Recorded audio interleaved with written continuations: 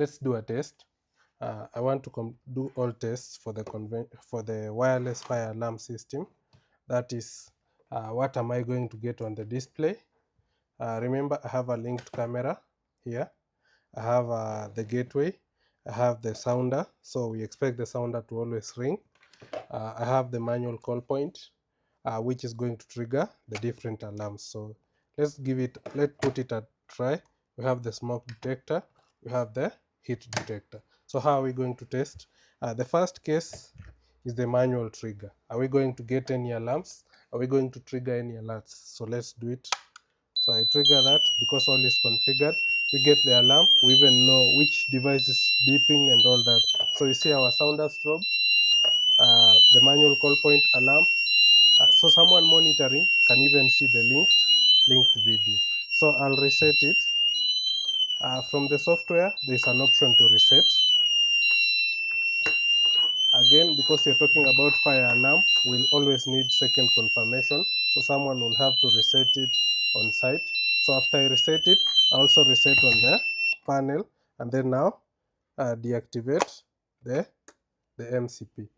That aside, let's go to the second test. This is the second test, smoke test. This is how you'll mount a smoke detector at the top. So let's assume there is smoke diffusing in. So let's see if it will trigger the alarm. Usually it will take some time to diffuse, and then now it triggers the alarm. So that's the smoke alarm. And if you look, you'll see this is the device. This is the smoke detector in this room, and also the panel and a linked camera also comes in.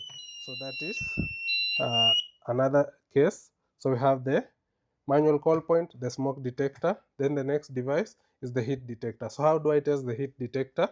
I'll use this. I know it's a common device that you've used here and there, especially for the ladies. But yeah, we can use that to test the heat detector. So I'll put and switch it on. So it will make some noise. So bear with that. But let's focus on the alarm. So I'm just dissipating heat.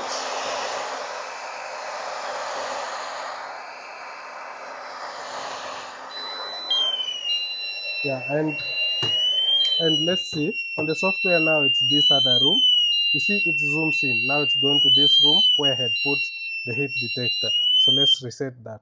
And that's a confirmation that all the detectors actually have been confirmed, and we can work with the alarms. So from the software perspective, we can work on the alarms and receive the real-time alarms.